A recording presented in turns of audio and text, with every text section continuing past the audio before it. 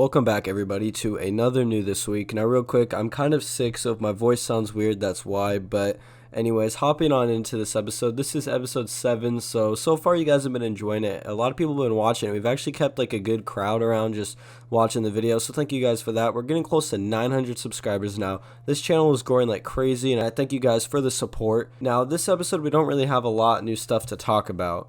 Honestly, only 2 artists that I really find much interest in released, or at least at the moment, and that's Dro Kenji and Seezyn. But we're just going to hop on into it and talk about it. This is going to be more of a review for Dro Kenji's album, Eat Your Heart Out. So I just want to start it off by talking about the new Seezyn single, Sideline. I think this is an alright song. Now, I'm not a huge fan of Seezyn. I am a fan of him on Hide, which is obviously the Spider-Man song with Juice. Other than that, I'm just not a huge fan. It has nothing really personally to do with Seezyn. I support him as an artist, but at least for this new single, I'm just not a huge fan of it. But Seezyn does normally fall down more of the track of artists that I do like or listen to, because he is a more melodic type rapper. But yeah, honestly, this new track Sideline just isn't my favorite from him. But I'm still going to check up on him and see if he releases something in the future that I'm a fan of, because he's been releasing a lot of music lately. But alright, to get into the main part of this video, and honestly I'll probably just make this an Eat Your Heart Out review video, but we'll see. Dro Kenji, this is his 3rd project. Now I don't know if they're considering these albums, mixtapes, what they're considering them, but this is Dro Kenji's 3rd album within like the last 5 months. I think he's released one in like November, December, not one in January, but then one in February. So yeah, Dro's been definitely dropping like crazy lately, and according to Taz, they're already working on the 4th one, so they're definitely not going to slow down anytime soon. And also, Dro announced that he signed with Internet Money and Nick Mira's new label, Mira Touch, and 10K Projects. So he's in like a big joint venture project between a lot of labels. So yeah, Dro's officially signed those, so he's probably going to start getting a lot bigger features, be on more playlists. We're just going to start seeing his name more, and honestly, the push for him is really going to begin, and he's probably really going to start picking up traction soon. But this new album or mixtape has 11 new tracks on it, which honestly, this is my favorite thing that Dro's released so far. I like Pistols and Tears, but I like Risk Me to Hell better than that. And then honestly, Eat Your Heart Out's even better. I think Dro's just getting better with each drop. I don't know if this is going to be an accurate statement once we get a couple more projects for him, because I'm pretty sure he's going to drop a few more times this year. But just with this album alone, though, it's definitely my favorite, and I've liked it more off of the bat right away than any other album he's released so far.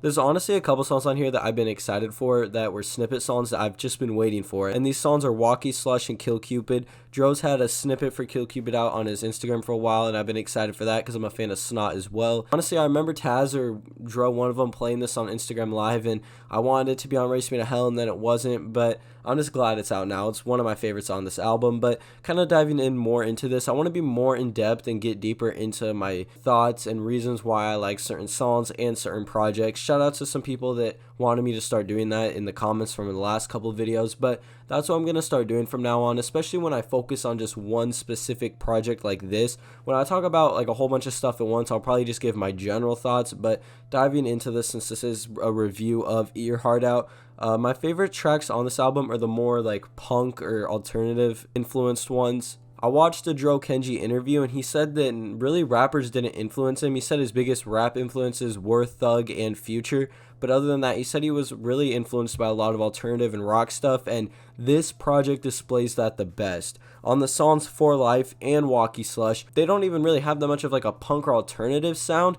It's honestly kind of like a unique sound for Dro, especially on For Life, but I can see a lot more rock or just punk alternative influence on this project than the last 2, which is why it's my favorite. I really like when artists kind of branch out and do a punk rock style. I mean, I like it when Ian does it, even though Ian's a little bit different because I like him in his like just original kind of lane better, but I still think Ian's good at transitioning to punk rock, and I think MGK does it the best with transitioning into alternative, and also Trippie Redd. You guys know Neon Shark's my favorite Trippie project right now, and Dro's just kind of stepping over into this sound, which I'm fine with. I really like this new wave of rappers or artists stepping more onto the rock sound. It honestly fuses really good with rap. But yeah, just off of me making that statement, you can probably already tell my favorite songs on this album, like I said a little bit earlier, were For Life and Walkie Slush, but Kill Cupid, you guys already know, is probably one of my favorites, and my other favorite is Goodbyes. These are just the standout tracks on this mixtape or album to me.